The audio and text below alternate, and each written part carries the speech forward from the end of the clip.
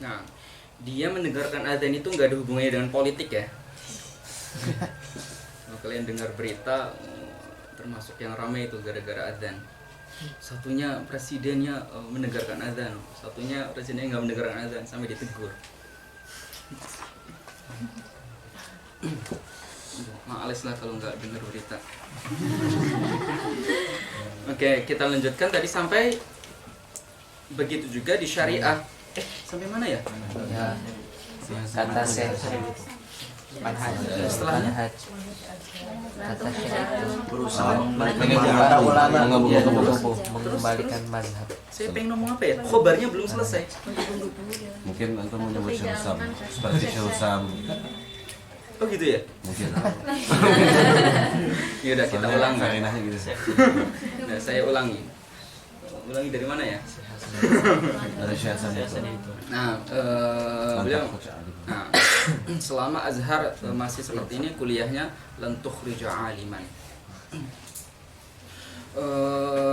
Oh iya. Dan memang ada beberapa masyaikh kita yang juga menggebu-gebu, yang juga bersemangat gitu ya, juga bersemangat untuk mengembalikan Al-Azhar kepada manhajnya yang qadim, yang mana menggunakan tertib di dalam mengajarkan ilmu kepada umat manusia. Di antara masyaikh yang semangat untuk menyampaikan itu adalah ya benar dari Syekh Husam, Maulana Syekh Husam Ramadan hafizahullah taala. Beliau itu di antara yang ingin mengembalikan manhaj Azhar ke manhaj yang terdahulu. Di antaranya juga adalah Syekh Mustafa Abdul Nabi. Nah, kalau kalian kenal beliau, beliau juga sangat bagus dalam tertib. Beliau punya banyak pandangan, beliau punya banyak kritikan terhadap manhaj dirasah di dalam kuliah. Nah, kemudian di antaranya juga adalah yang terbaru ya, yang bulan lalu ada baru muncul kata-kata beliau, Dr.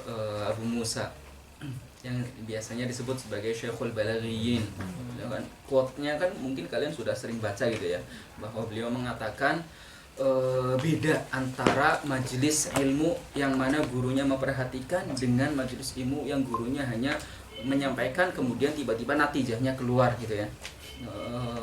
Ya beliau menyampaikan itu, perkataan itu untuk siapa lagi selain untuk manhaj dirasah fi al-jami'at secara umum ya, jami'at secara umum, bukan hanya Azhar saja, walaupun Azhar juga tidak mutlak seperti itu, tidak itu, tapi secara umum manhajnya begitu. Dan penjelasan tentang ini itu sering saya dengar dari dulu. Kalau kalian nanti mulai ke majelis talaqi, nanti kalian akan mendengarkan banyak yang apa saya dengarkan. Nah, saya mencari-cari kenapa Al-Azhar dari segi kuliahnya begini, kenapa?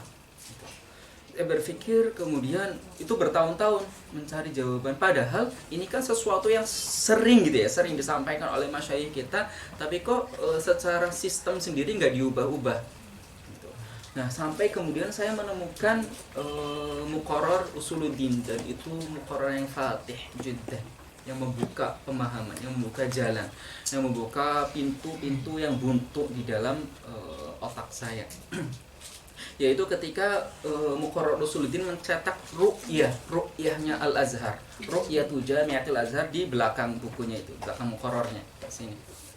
Enggak ada dalam sejarah kecuali di Usuluddin doang. Dan itu pun baru beberapa tahun yang lalu. Ya, ketika kalian lahir di sini lah, dulunya juga enggak ada. Nah, di sini dikatakan ru'yatu jami'atil Azhar. Artinya apa? Visi tertingginya Al-Azhar, visi besarnya Al-Azhar versi jami'ah. Apa di sana disebutkan dua. Yang pertama adalah membumikan fikr wasati. Dan yang kedua adalah membuat sistem pendidikan jami'ah yang berbeda dengan jami'ah lain. Sistem jamiah yang berbeda dengan jamiah lain. Dan memang visi tujuan besar Al-Azhar versi jamiah dua ini itu sudah terlaksana benar-benar.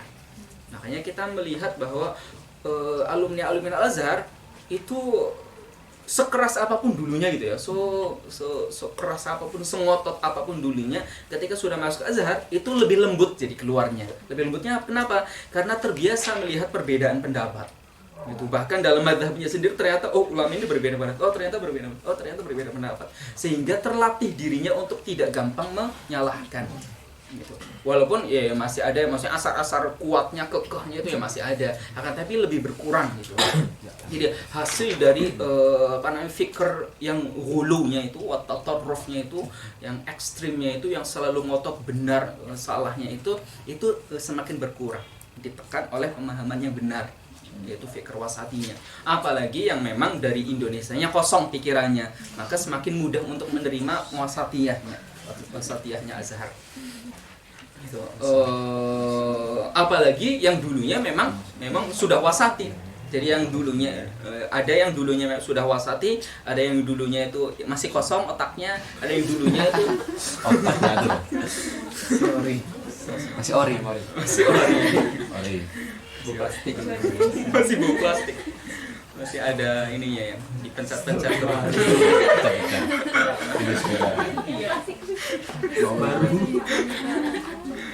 Zaman anak kecil. Nah, dan ada yang memang memerangi fikir wasati versi Azhar gitu. Tapi semua keluarannya adalah orang-orang yang memang tidak mudah menyalahkan. Di mana-mana alumninya itu tidak mudah menyalahkan. Gitu ya. Kelompok apapun, jami'iyahnya apapun. Karena di Azhar kan ya yang kuliah juga banyak juga yang bukan bermanhaj Azhari juga banyak. Gitu. Akan tapi fikr wasatinya Azhar itu menular kepada diri mereka. Nah, dan tujuan besar ini ternyata terrealisasi terhadap anak didiknya Al-Azhar. Artinya memang berhasil di dalam mentahqiq ru'yah.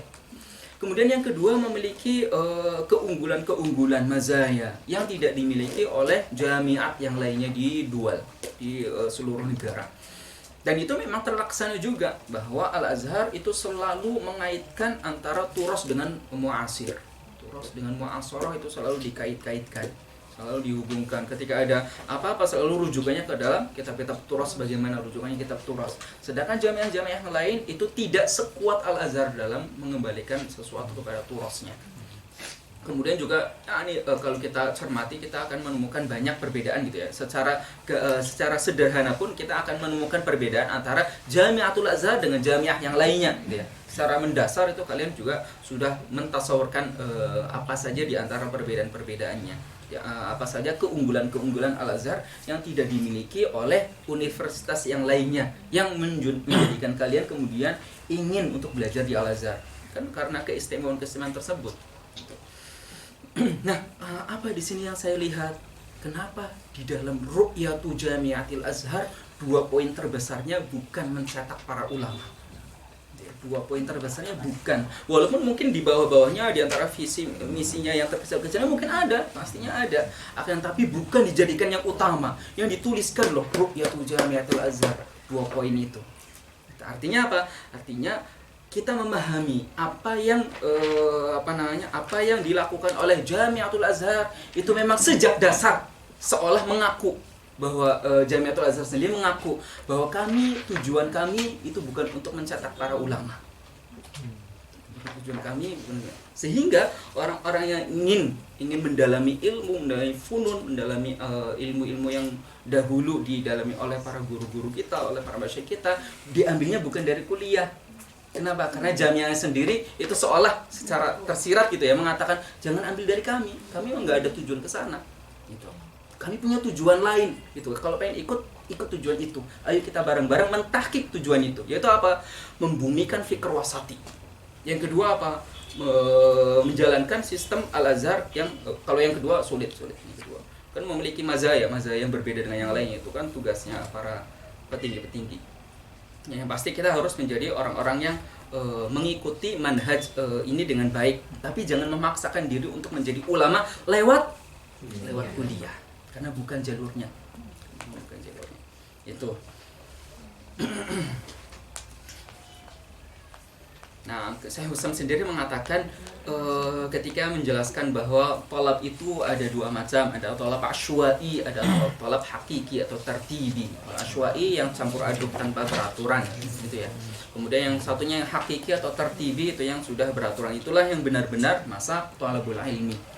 Nah, beliau mengatakan jamiah itu cocok sekali untuk masa asywa'i. Jamiah itu cocok sekali untuk pembelajaran secara asywa'i. Artinya apa? Artinya biar kalian wawasannya luas. Biar kalian tahu, misalnya di syariah ada qadaya kontemporer, qadaya mu'asirah. Biar kalian tahu ada turas, ada muasir, ada pendapat ini, ada pendapat itu, ada kada yang di usul din juga iya. Oh, ada pelajaran nuzum, ada pelajaran mantik, ada pelajaran ini, ada pelajaran itu. Semuanya itu untuk memberikan wawasan dasar agar kita tidak karena rasanya itu beda gitu ya. Rasanya beda. Keluaran Azhar dengan keluaran selain Azhar, yang Azhar itu lebih terbuka pikirannya.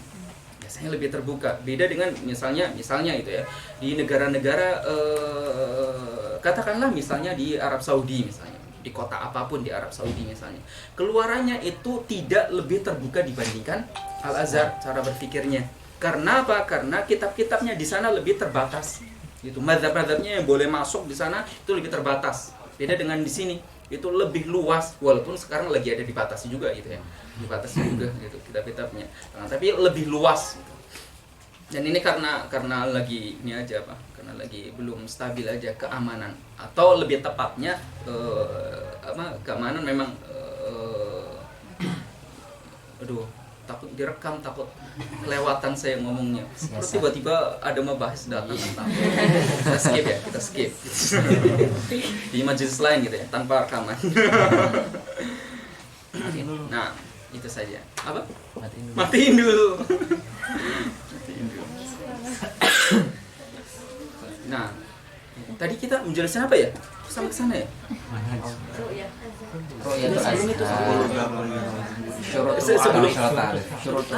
Sebelum kemudian saya mengatakan ini keluar dari mantek gitu ya?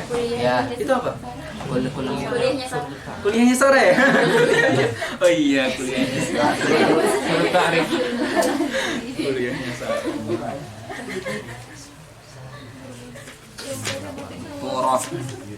Nah, ini masih pertemuan pertama, jadi saya buat santai gitu ya. Langsung mikir-mikir pertemuan pertama. Tinggal belajar. Nanti masuk dikit nanti. Nanti malam ya. Dia malam. Langsung dibimbelin. Iya. Enggak, Ustaz. Direkam ya? Pengen dengar.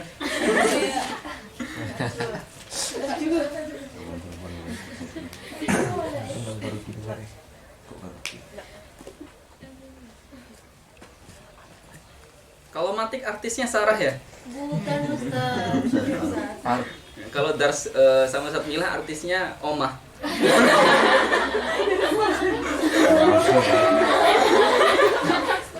Udah di situ sudah.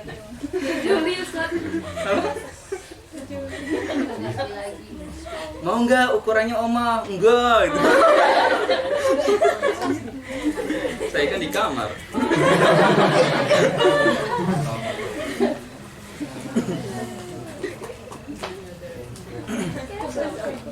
Nah, berikutnya adalah syurutut ta'rif.